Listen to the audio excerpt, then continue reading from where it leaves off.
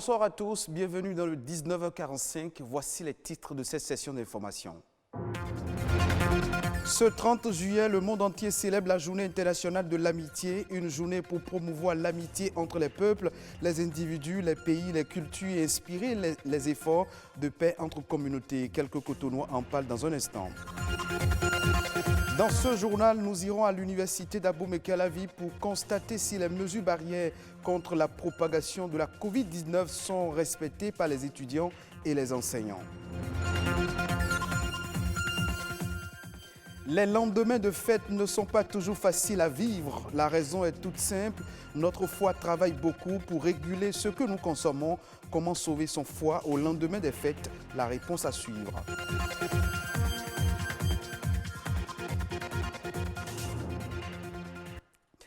Ce jeudi 30 juillet 2020, c'est la journée internationale de l'amitié. Le but de cette journée est de promouvoir la paix, la convivialité et le partage. Et vous le savez sans doute, une relation d'amitié peut prendre diverses formes, l'entraide, l'écoute réciproque, le soutien en passant par le partage de loisirs. Pourtant, cette journée reste méconnue. Alors, qu'est-ce que l'amitié pour les Cotonois? La réponse dans cette Vox Populi réalisée par René Rossi, Daniel Sousa, Émile Azopouta. L'amitié, tout simplement, c'est la vérité, c'est la sincérité. Et l'amitié se cultive et l'amitié s'entretient. J'entretiens tellement mes amitiés que pour moi, l'amitié vaut mieux, vaut plus que de l'or. Et je fais tout pour garder mon amitié. L'amitié, c'est l'amour de son prochain. L'amitié, c'est la vérité. L'amitié, c'est la sincérité. Pour moi, l'amitié, c'est un sentiment. C'est un sentiment qui s'acquiert au contact d'autres personnes qui entrent dans votre vie et pour lesquelles on éprouve un attachement qui traduit, n'est-ce pas, une convergence de valeurs et pour beaucoup d'autres choses. Je crois que l'amitié, c'est quelque chose qui tend à rivaliser avec la fraternité, mais qui est très sélectif aussi, parce que nous tombons vite dans le piège de l'amitié. Je crois que dans la vie, on ne peut pas avoir plus de 3 amis en réalité. Pour moi, l'amitié, c'est une inclination, je vais dire, affection entre 2 personnes. Un sentiment sympathie, au fait. Pour moi, l'amitié, c'est entre 2 personnes qui n'ont ni très sexuel. L'amitié, c'est une relation entre amis. Une relation entre amis, c'est une relation sincère. Ça peut être une relation, quand on dit une amitié, c'est une relation entre un homme et un homme. C'est-à-dire entre un homme et une femme. Bon, ça dépend du niveau de ce que vous avez en relation. Avec moi, mes amis garçons, je suis en tout cas rationnel avec eux. Parce que à des moments, j'essaie de me réserver sur certains points. Parce que si nous sommes amis, ça ne veut pas dire que je vais me confier totalement à la personne. Bon, parce que nul n'est parfait. Vous voyez, donc j'essaie quand même de me réserver à des moments donnés sur certains points. L'amitié, c'est une relation entre les camarades qui peut nous amener à donner des bonnes idées pour s'en sortir demain, quoi. L'amitié, c'est quelque chose de bien. Je dirais que mes camarades ne sont pas mes amis. Donc, je n'ai pas vraiment d'amis à la fac. La pandémie du coronavirus sévit depuis quelques mois au Bénin et les statistiques sont évolutives. Pour lutter contre ce virus invisible et mortel, plusieurs mesures barrières ont été prises depuis l'apparition du premier cas testé positif confirmé. Des restrictions ont été imposées dans différents secteurs. Comment les mesures barrières sont-elles respectées? À l'université d'Abomey-Calavi, une équipe de notre rédaction a fait une descente pour constater le respect des mesures barrières. Rodrigue Blondoumain, Josué Daniel Sosa, présenté par Rodrigue Babagbeto. Le port du masque semble facultatif pour certains étudiants ici, au campus d'Abomey-Calavi. La distanciation sociale est difficilement respectée, le port de masque également. Quand il faut en parler, la raison est unanime. Des fois, je n'arrive pas à respirer correctement. Je n'aime pas trop pour se cacher, mais si je suis en population, je suis avec des amis, je fais tout possible pour me protéger. Alors vous êtes ici sur le campus d'Abomey-Calavi, mais vous ne portez pas le masque. Pourquoi? Oui, je vais dire tantôt que c'est un oubli. C'est un oubli, puisque je l'ai dans mon sac, mais ça m'empêche de bien respirer, quoi.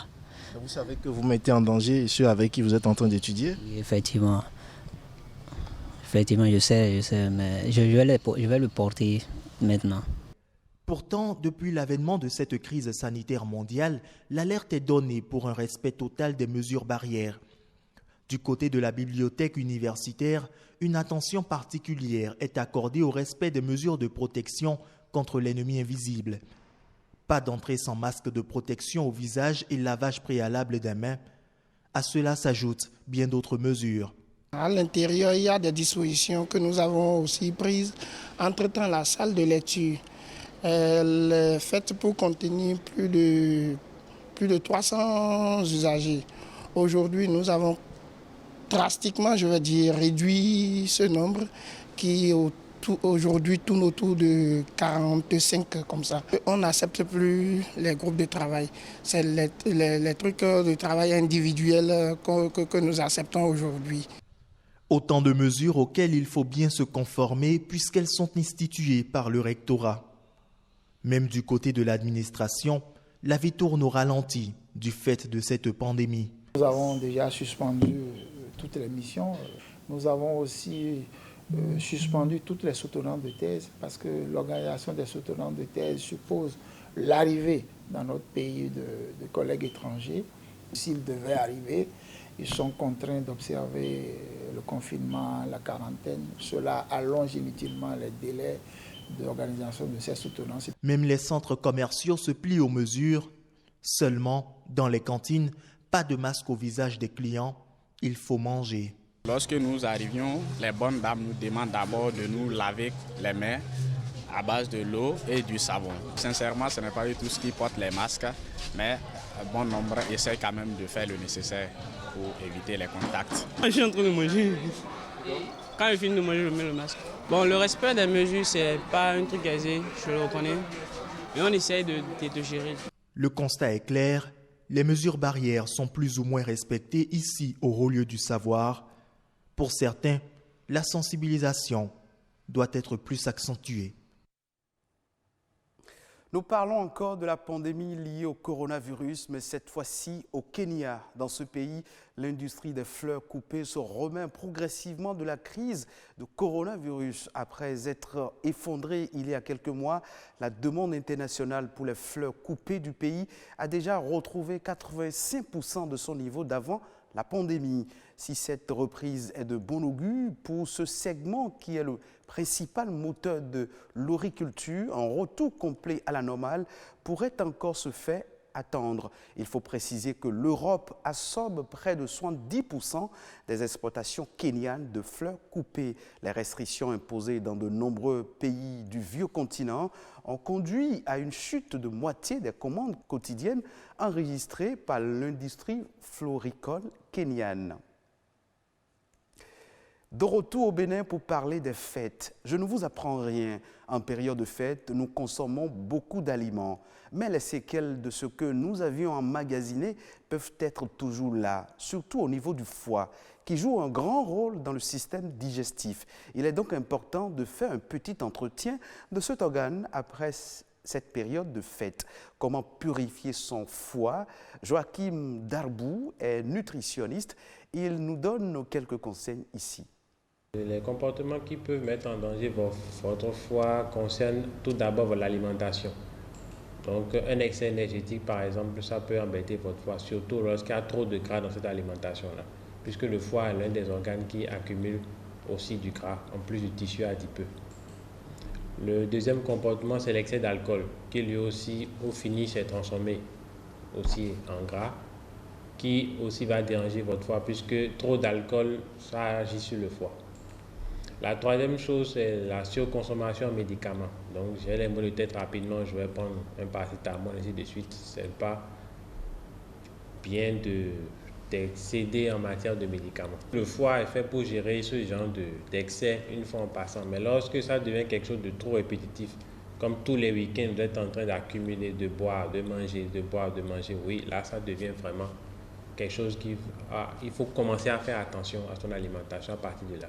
Ce que vous pouvez faire, c'est essayer de manger des aliments qui vont apporter certains types de nutriments qui vont aider le foie à éliminer les toxines. Vous avez l'ail qui est très bien, vous avez le curcuma qui est très bien, que vous pouvez faire en sauce, vous pouvez faire avec le riz, le curry aussi, il y a du curcuma dedans.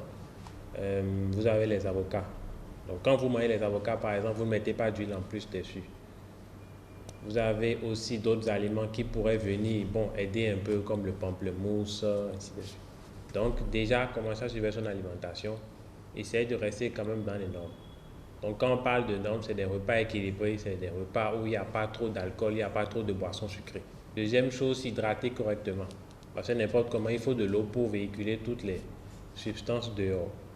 Et la troisième chose, c'est le sport, qui est très important. Parce que quand vous transpirez, il y a des toxines que vous éliminez quand vous transpirez. Ça permet aux muscles d'utiliser le gras aussi, qui est stocké. C'était à l'instant Joachim Darbou, nutritionniste, au micro de Amandine Aliamboussou et Olivier Aklakou. Et ce sera tout pour cette session d'information. Merci de votre fidélité. Retrouvez cette édition sur le site de l'OATB, www.oatb.bj.